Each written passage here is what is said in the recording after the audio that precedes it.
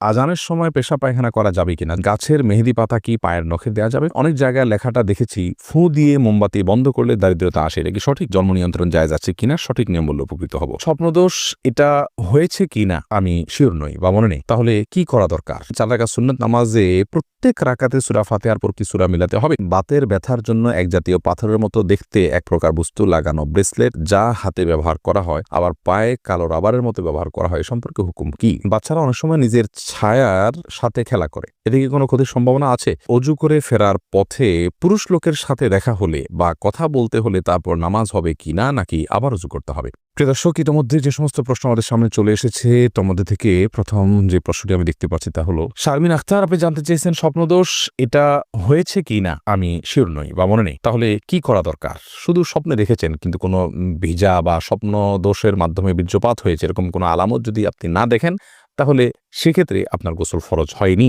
আপনি স্বপ্নে দেখেছেন বীর্যপাত হয়েছে, বাস্তবে বীর্যপাতের কোনো আলামত যদি খুঁজে না পান তাহলে আপনাকে গোসল করতে হবে না। কাজী রিয়াদ, আপনি জানতে চেয়েছেন বাচ্চারা অনেক সময় নিজের ছায়ার সাথে খেলা করে, এতে কি কোনো ক্ষতির সম্ভাবনা আছে?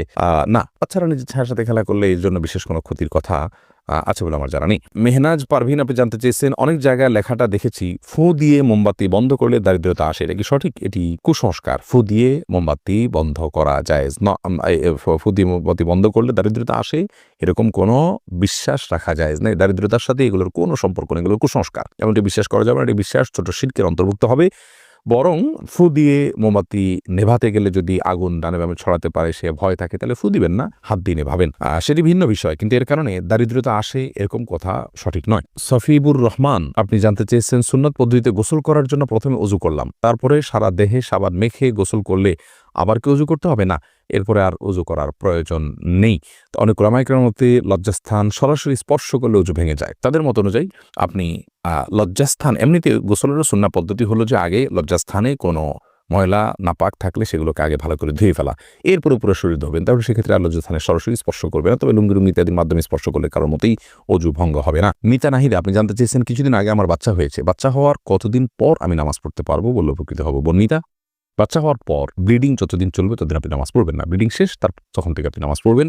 এটাকে নেফাস বলা হয়। নেফাস বা সন্তান প্রসব পরবর্তী যে ব্লিডিং, এই ব্লিডিং শেষ হয়ে গেলে আপনাকে সালাত আদায় করতে হবে। তবে ব্লিডিং এর সর্বশেষ সীমা হলো 40 দিন। 40 দিন পর্যন্ত যদি ব্লিডিং বন্ধ না হয় তাহলে 40 দিনের পরে ব্লিডিং থাকলেও আপনি সালাত আদায় করবেন। তানিয়া ইসলাম, আপনি জানতে চেয়েছেন অজু করে ফেরার পথে পুরুষ লোকের সাথে দেখা হলে বা কথা বলতে হলে তারপর নামাজ হবে কিনা, নাকি আবার অজু করতে হবে? না বোন, কোনো পুরুষ লোকের সাথে অজু করার পর যদি দেখা হয় বা কথা হয় তাতে আপনার অজু ভঙ্গ হবে না। অজু ভঙ্গ হওয়ার সাথে এর কোনো সম্পর্ক নেই। কেউ যদি অজু করার পর কোনো পুরুষের সাথে অন্যায়ভাবে দেখা দেন, হারামভাবে দেখা দেন, হারাম কথা বলেন, তাহলে ঠিক গুনার কারণ হবে, ভিন্ন কথা, কিন্তু এর ফলে অজু ভঙ্গ হবে না।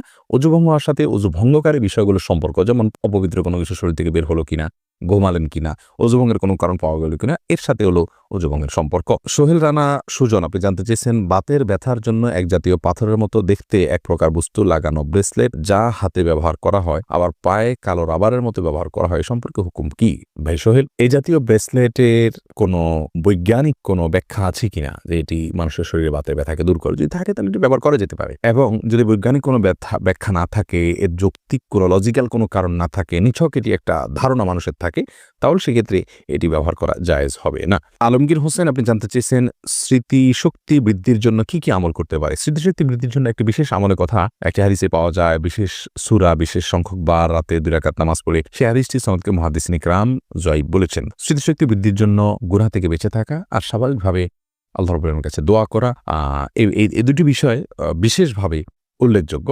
আর নির্দিষ্ট করে বিশুদ্ধ হাদিসে স্মৃতিশক্তি বৃদ্ধির জন্য কোনো আমলের কথা বলা হয়েছে বলে আমাদের জানা নেই। তমা আহমেদ জানতে চেয়েছেন আজান দেওয়ার সাথে সাথে নামাজ পড়া যাবে নাকি আজান শেষে পড়তে হবে? আজান যখন চলছে তখনও কেউ চাইলে সালাত আদায় করতে পারে, কোনো অসুবিধা নেই। বিশেষ করে মা বোনদের কথা বলতে পারি, ওয়াক্ত হওয়ার সঙ্গে সঙ্গে তারা সালাত আদায় করবেন। মসজিদে আজান হচ্ছে, আজান শেষ হলেই তাকে সালাত আদায় করতে হবে এমন কোনো বাধ্যবাধকতা নেই।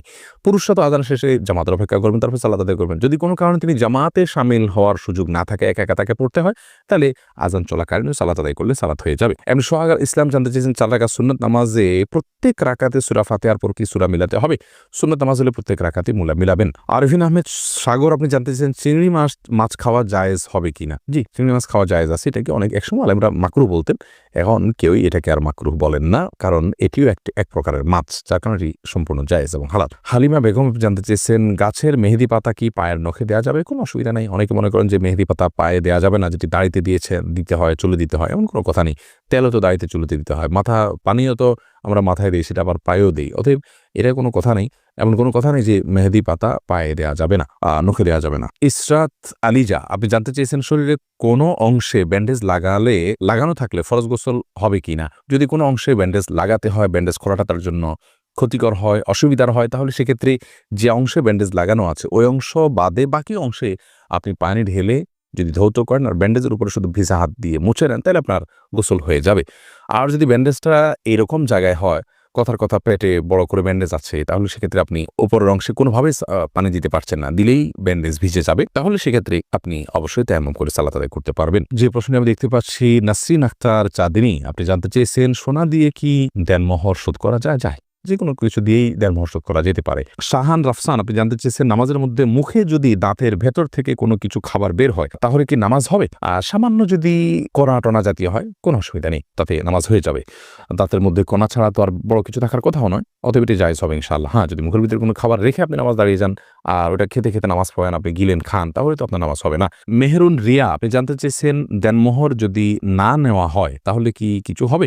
না, দেনমোহর যদি আপনি গ্রহণ না করেন আপনার স্বামীর কাছ থেকে, ধার্য হতে হবে, আপনি নিলেন না, তাকে ক্ষমা করে দিলেন বা মকুফ করে দিলেন, তাকে দায়মুক্ত করে দিলেন, তাহলে সেটি কারণে আপনাদের বৈবাহিক সম্পর্কে কোনো প্রকার অসুবিধা হবে না। আল্লাহ তাআলা কোরআনে কারীমে বলেছেন, যদি মেয়েরা দেনমোহরের ব্যাপারে কোনো ছাড় দেয়, স্বামীকে কোনো অংশ ছাড় দেয়, তাহলে স্বামীদেরকে আল্লাহ তাআলা বলেছেন ফাকুলুহু হানিআম মারিআ, তাহলে সেটা তোমরা সন্তুষ্ট চিত্তে খেতে পারো, ভোগ করতে পারো, তোমাদের স্ত্রী তোমাদেরকে ছাড় দিয়ে।